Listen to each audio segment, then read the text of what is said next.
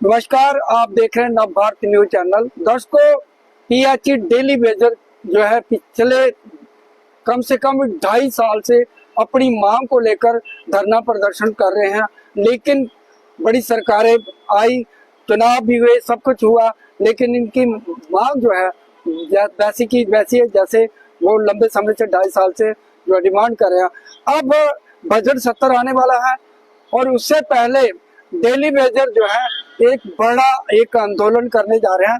27 तारीख को हमारे साथ रवि हंस हैं, daily Vaser PHE daily Vaser के नेता हैं। उनसे बातचीत करेंगे कि ये 28 तारीख या 27 तारीख को जो आंदोलन करने जा रहे हैं, एक बड़ा प्रदर्शन करने जाए, उसके बारे में हमारे दर्शकों को बताइए। पहले तो आपका बहुत बहुत स्वागत है। धन्यवाद। तो जिस तरह से ये लंबे समय से आपकी डिमांड है, करीबन 2.5 साल हो चुके हैं और ये बड़ा लंबा संघर्ष है। पहली बार देखा कि 2.5 साल बहुत होते हैं और आपकी मांग जो है अभी तक सरकार ने वो पूरी नहीं की। आपकी बहुत सारी डिमांड थी, बड़े मंत्रियों से भी मिले, डिप काम से मिले, जितने भी एलजी से भी मिले, लेकिन वही ढाके 3-5 कुछ नहीं मिला। क्या कहेंगे इसके ऊपर आप? सबसे पहले तो आपके चैनल का नव भारत का बहुत बहुत धन्यवाद कि आप गरीब लोगों की आवाज सरकार तक पहुंचाने का भरपूर प्रयास जो है वो कर रहे हैं।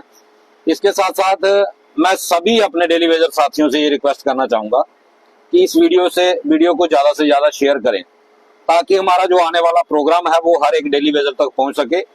और इसके साथ साथ मैं सभी डेली वेजरों से अपील करना चाहता हूं कि 3 मार्च को जो बजट सत्र शुरू होने जा रहा है, उसी को ध्यान में रखते हुए हमने पीएचई एम्प्लॉइज यूनाइटेड फ्रंट ने 27 फरवरी को एक बड़ा प्रोटेस्ट जो है वो जम्मू में रखा है, ताकि असेंबली सेशन के दौरान डेली वेजर का मुद्दा जो है वो सरकार के ध्यान में लाया जा सके। और मैं सभी डेली वेजरों से ये अपील करना चाहता हूं कि ये शायद आपके पास ये लास्ट मौका होगा कि अगर आप इस दिन आप सरकार के ऊपर या जितनी भी अपोजिशन पार्टियां हैं उनके ऊपर एक दबाव बना सकें, ताकि असेंबली के अंदर आपका मुद्दा जो है वो बिल के रूप में आए, रेजुलेशन के रूप में आए, ताकि उसका कोई ना कोई हल निकल सके। इसलिए हर एक डेली वेजर की ये जिम्मेदारी बनती है कि वो अपने अपने घरों से निकले और ये लास्ट लड़ाई जिसको हमने कहा था कि ये लास्ट लड़ाई होगी और इसे लास्ट लड़ाई को अंजाम तक पहुंचाया जा सके। और आपने जैसे जिक्र किया कि 2.5 साल बहुत बड़ा समय होता है, बहुत लंबा समय होता है। और हमने जब शुरू किया था 22 जून 2022 को, तो हमारे लोगों का यही कहना था कि अब आप इस प्रोटेस्ट को खत्म ना करें। तो हमने उस प्रोटेस्ट को खत्म नहीं किया, वो आज लगातार चल रहा है। ऐसा नहीं है कि हमें कुछ मिला नहीं, लेकिन जो हमारा टारगेट था वो आज तक हमें नहीं मिला। जितने भी जम्मू कश्मीर के अंदर एडमिनिस्ट्रेशन में जितने भी लोग बैठे हुए हैं, चाहे वो एलजी हो, चीफ सेक्रेटरी हो, प्रिंसिपल सेक्रेटरी हो, डिवकाम हो, डीसी जम्मू हो, सबके साथ 2-2, 3-3 मीटिंगें हमारी हो चुकी हैं। और जहां तक कि अब इलेक्टेड गवर्नमेंट आने के बाद जल शक्ति मिनिस्टर जो जावेद राणा साहब हैं, उनके साथ भी हम 3 बार मिल चुके हैं, लेकिन अभी तक सिर्फ आश्वासनों के सिवा जो है वो कुछ भी हाथ नहीं लगा। मैं जम्मू के जितने भी हमारे नुमाइंदे जीते हुए हैं, चाहे वो विपक्ष, देखिए लोकतंत्र के अंदर विपक्ष का बहुत बड़ा रोल होता है, जो कि जनता के मुद्दों को उजागर करता है और सरकार मजबूर हो जाती है उन मसलों को हल करने में। मैं जम्मू के जितने भी विधायक जो जम्मू कश्मीर से जीते हुए हैं, मैं सबसे ये अपील करना चाहूंगा, खासकर जो विपक्ष में बैठे हुए हैं भारतीय जनता पार्टी जम्मू कश्मीर से, उनसे ये मेरी रिक्वेस्ट रहेगी कि आपने भी डेली वेजर के ऊपर बहुत बड़ी राजनीति की है 2014 से लेकर लगातार। बिल्कुल। अब आप विपक्ष में हैं, अब आपके ऊपर कोई पाबंदी नहीं है। आपको चाहिए कि एक रेजुलेशन जो है वो असेंबली के अंदर लाएं, ताकि विपक्ष का जो भूमिका है, विपक्ष की जो भूमिका बनती है वो आप उसको निभाएं। क्योंकि अगर आप इसमें कामयाब रहते हैं, अगर सरकार डेली वेजरों के हक में फैसला करती है तो भी आपको फायदा होगा, और अगर सरकार डेली वेजरों को की मांग को अनसुना करती है तो भी भारतीय जनता पार्टी को बेनिफिट मिलेगा। तो विपक्ष के हाथ में बहुत बड़ा मौका है ये। और मुझे लगता है कि अगर भाजपा इसके ऊपर रेजुलेशन लाती है तो उमर अब्दुल्ला सरकार को मजबूरन इस मसले का हल करना पड़ेगा, और इससे भाजपा को तो फायदा होगा ही होगा, साथ के साथ 60,000 डेली वेजर परिवारों को भी जो है वो फायदा हो सकता है। जिस तरह से लोकसभा के चुनावों में और असेंबली के चुनावों में आपको, मुझे याद है कि जुगल किशोर ने कहा है कि आप हमें जिताइए, हम आपके मसले का हल करेंगे, लेकिन वो जीत भी गए। लेकिन वो बात जो है वहीं की वहीं है। आपका एक ही मुद्दा है कि जो घर वापसी तभी होगी जब रेगुलेशन पॉलिसी के ऊपर काम किया जाएगा, लेकिन जो जीत गए उसके बाद कुछ नहीं हुआ। अब जो ओपोजिशन जो है के ऊपर आ गई है, ये ओपोजिशन में आ गए हैं। जो उमर सरकार है, एनसी की सरकार है, उनके हाथ में अभी तक कुछ नहीं है, क्योंकि ना तो स्टेट हुड है ना ही बिजनेस रूल है। और जब भी हमने जावेद राणा से बात की, हमने हमेशा डेली वेजर की बात की, उन्होंने यही आश्वासन दिया कि हम एक फेस मैनर के ऊपर इसको हल करेंगे। क्या कहेंगे?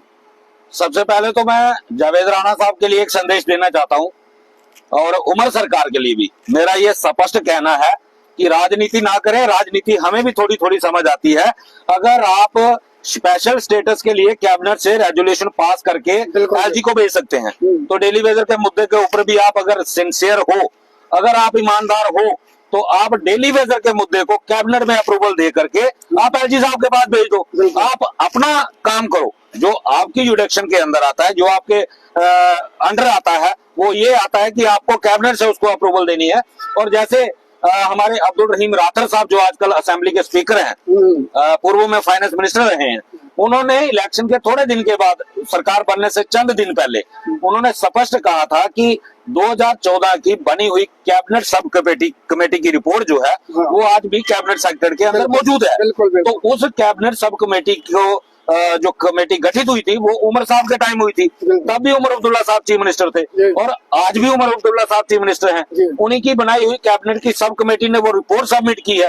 आप उसी रिपोर्ट को उठाएं और उसको कैबिनेट से अप्रूव करके एलजी साहब के पास भेज दो। अगर आपके पास पावर नहीं है, हमें पता है, आप एलजी साहब के पास भेज दो। उसके बाद दूध का दूध पानी का पानी हो जाएगा कि एलजी साहब हमारे खिलाफ है या आपकी नीयत में खोट है। अगर आपकी नीयत साफ हुई तो एलजी साहब के साथ लड़ाई होगी, फिर हम एलजी साहब के साथ लड़ेंगे, आप बरी हो जाओगे। लेकिन ये सिर्फ ये कह देना कि हमारे पास पावर नहीं है, ये आपको इलेक्शन से पहले भी पता था कि हम यूटी के अंदर इलेक्शन कंटेस्ट कर रहे हैं और हमारी पावर्स जो हैं वो लिमिटेड है। और ये अब आपको पता नहीं चला, ये पहले भी आपको पता था, तब आपने इतने इतने बड़े वादे किए लोगों के साथ कि हमारी सरकार आने तो पहली कैबिनेट में करेंगे। 3 कैबिनेट मीटिंग्स हो चुकी हैं, लेकिन अब इसीलिए हमने असेंबली के पहले एक बार सरकार को याद करवाने के लिए प्रोटेस्ट रखा है। और उसके दौरान अगर सरकार विफल रहती है तो ये आंदोलन असेंबली के दौरान भी हो सकता है और तब इनको जवाब देना मुश्किल हो जाएगा। रवि जी, उनका ये भी तर्क है कि इतनी बड़ी संख्या में जो लोग जो है पक्के करने हैं, उनके लिए जो है वो सोर्सेज भी चाहिए, जो सैलरी देनी है उसका भी प्रावधान करना चाहिए। तो इसलिए उन्होंने कहा कि हम इसके ऊपर काम कर रहे हैं और ये भी कहा गया कि इसको हम फेस बाय जो है मैनर से तरीके से फेस बाय करेंगे। और जिस तरह से आपने बताया कि बहुत सारी अपोजिशन, जिस तरह से आम आदमी पार्टी का जो एमएलए है वो भी इस मुद्दे को उठाने की तैयारी में है और पीडीपी वाले भी इस मुद्दे को उठाने के बारे में तैयार है। लेकिन बीजेपी जो 28 एमएलए है वो इसके ऊपर अभी तक कोई उनका संज्ञान, उनकी कोई इस तरह का बयान नहीं आया। क्या कहेंगे? देखिए, ये पॉलिटिकल मसला है। तो मैं तो जैसे मैंने पहले अपील की कि बीजेपी को तो इस वक्त विपक्ष का रोल निभाना चाहिए, कि बीजेपी को खुद रेजुलेशन लाना चाहिए। हाँ। अगर बीजेपी चाहती है कि हमें अपने आप को जिंदा रखना है जम्मू कश्मीर के अंदर, और जम्मू में 28 सीटें मेजॉरिटी जो है वो बीजेपी को मिली है, और जनता के हित में अगर आज बीजेपी रेजुलेशन नहीं ला सकती तो फिर आप खुद अंदाजा लगा सकते हैं और उन लोगों के लिए क्या जवाबदेही होगी जो बीजेपी को खुद तय करना है। तो आज विपक्ष में है, पहले तो हमने मान लिया कि एलजी सरकार के खिलाफ नहीं बोल पाते थे क्योंकि केंद्र में इनकी सरकार थी, लेकिन आज इनको अगर ये विपक्ष की भूमिका में निभाने में भी विफल रहते हैं तो फिर इनकी जरूरत क्या है? बिल्कुल। फिर क्या जरूरत रहेगी इनकी? तो आज तो इनके दोनों हाथों में लड्डू हैं। अगर डेली वेजर का रेजुलेशन लाते हैं तो अगर वो कामयाब हो जाते हैं डेली वेजर रेगुलाइजेशन के लिए तो भी भाजपा को फायदा होगा। अगर सरकार उसको इग्नोर करती है तो भी भाजपा उसको मुद्दे को बना सकती है कि नेशनल कॉन्फ्रेंस की सरकार जो है वो डेली वेजर के खिलाफ है। इसलिए मैंने कहा कि इस बार बीजेपी को चाहिए कि पहले डेली वेजर का मुद्दा जो है वो असेंबली के अंदर रेजुलेशन अपनी तरफ से पेश करे। बाकी महराज मलिक जी ला रहे हैं रेजुलेशन, बहुत अच्छी बात है। वो डेली वेजर के मुद्दे पे उन्होंने प्रायोरिटी पे डेली वेजर का मुद्दा रखा है। पूर्व चीफ मिनिस्टर महबूबा मुफ्ती जी का बयान आया है, वो भी डेली वेजर का मुद्दा उन्होंने प्रायोरिटी पे रखा है। तो बीजेपी को क्या दिक्कत है? अगर बीजेपी डेली वेजर के साथ है, जैसे वो दावा करते थे कि हम डेली वेजर के साथ हैं, ये हमारे भाई हैं, इसको ह्यूमैनिटेरियन ग्राउंड पे देखना चाहिए, तो आज मौका है उनके पास ये साबित करने का। रवि जी, जिस तरह से बीजेपी हमेशा से ये कहती है कि जो लोगों के हित के मुद्दे हैं उसको इग्नोर करके, हमने पिछली जो स्टार्टिंग की जो बजट सत्र हुआ था श्रीनगर में, लोगों के हित की बात की बजाय जो बिना मतलब के फजूल के मुद्दे हैं उनको उठाती है। आपको नहीं लगता है इस बार जो है बकायदा अमित शाह ने उनको ट्रेनिंग दी है कि बजट सत्र में आपने किस तरह से काम करना? आपको लगता है कि लोगों के हित के जो मुद्दे हैं, भलाई के मुद्दे हैं, उनको उठाएगी इस बार? ये तो 3 तारीख को सेशन लगने के बाद ही पता चलेगा कि ऊंट किस करवट बैठता है। तो हम तो मुद्दे दे रहे हैं ना उनको, बिल्कुल हम खुद दे रहे हैं मुद्दा, इससे बड़ा मुद्दा तो कोई है नहीं। आप लाओ ना असेंबली में, जय जयकार हो जाएगी बीजेपी की, क्योंकि 60,000 परिवारों को अगर रोटी मिलेगी तो कहीं ना कहीं क्रेडिट तो उनको मिलेगा ना। वो लाए रेजोल्यूशन, उनके पास मौका है साबित करने का कि हम जम्मू के हित में है। और ये कहते हैं ना कि जम्मू के अंदर भेदभाव नहीं होता। मैं एक लेटेस्ट मिसाल अभी दे देता हूँ आपको, जो भाजपा के टाइम पे हो रहा है। 60 साल की उम्र पूरी होने के बाद कश्मीर के अंदर आज तक एक भी डेली वेजर को रिटायर नहीं किया गया, लेकिन जम्मू के अंदर 350 से ज्यादा डेली वेजर को 60 साल उम्र पूरी करने के बाद रिटायर कर दिया गया, जबकि CSR रूल डेली वेजर के ऊपर लागू ही नहीं होता जब तक वो गवर्नमेंट का एम्प्लॉय नहीं है और बिना किसी नोटिफिकेशन के, कोई सरकारी आदेश नहीं है। लेकिन ये सारा कुछ बीजेपी के टाइम पे हो रहा है, कोई पूछने वाला नहीं है। आज बीजेपी इसके ऊपर जवाब देना कि हमारे टाइम पे हम कहते थे एक प्रधान एक संविधान एक निशान, लेकिन कहाँ एक प्रधान एक संविधान लागू हुआ? नहीं हुआ।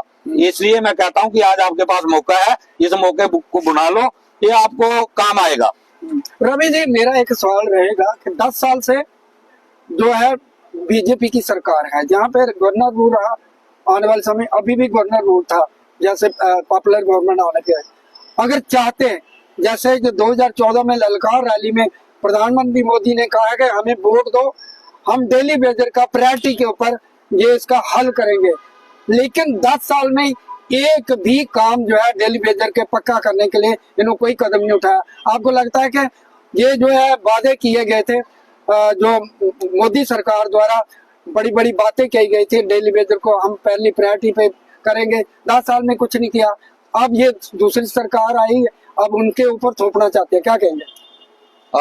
मैंने पहले ही ये कहा कि अब इनके पास मौका है। ये खुद तो करना नहीं चाहते थे, इनकी नीयत में खोट थी। और मैं आपको आज बता रहा हूँ, ये इस बात भी रेजुलेशन नहीं लाएंगे, बिल्कुल नहीं, मुझे पता है नहीं लाएंगे ये, क्योंकि ये डेली वेजर के सबसे बड़े दुश्मन ये है। 17 महीने की डेली वेजर की वेजेस पेंडिंग हुई, इनके टाइम पे हुई। 350 डेली वेजर रिटायर हो गए, इनके टाइम पे हुए। जो खाली हाथ चले गए घर, आज दर बदर की ठोकरें खाने के लिए मजबूर है, इन्हीं के टाइम पे हुआ है। सबसे बड़े डेली वेजर के दुश्मन यही लोग हैं।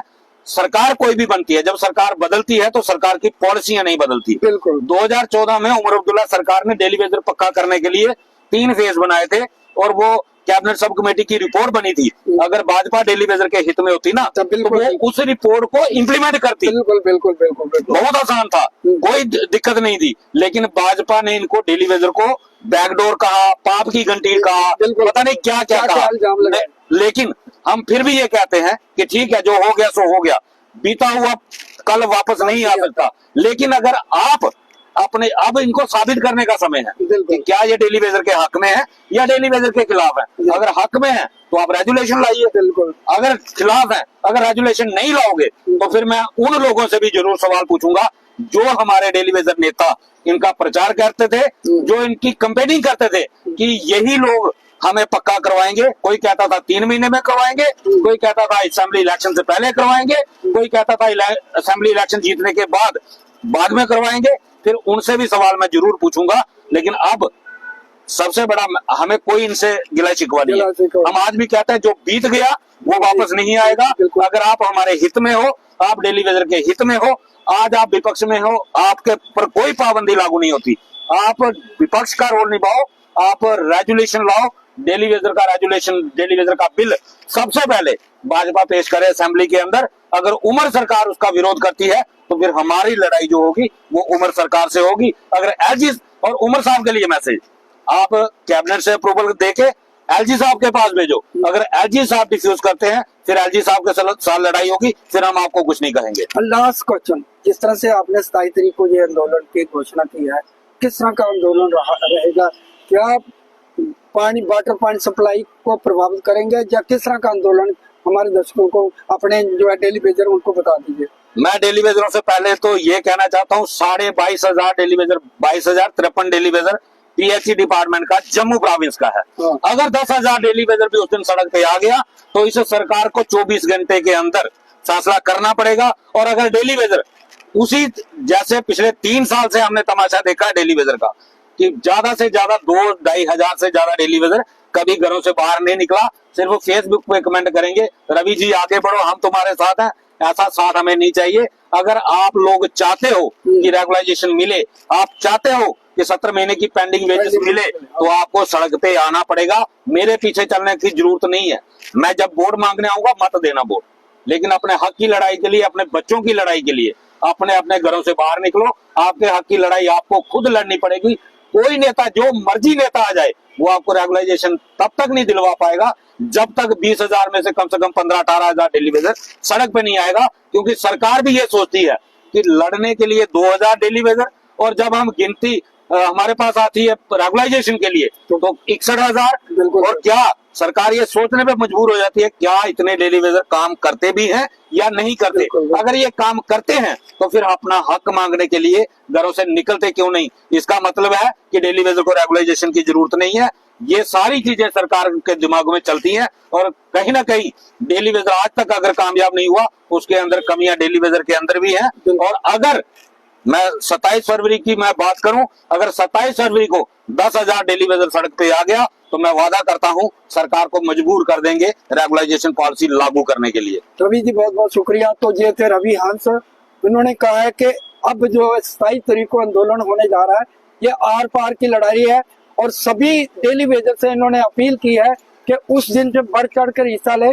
अगर आपने अपनी मांग को, रेगुलर पॉलिसी को लागू करवाना है तो सड़कों पे आना पड़ेगा।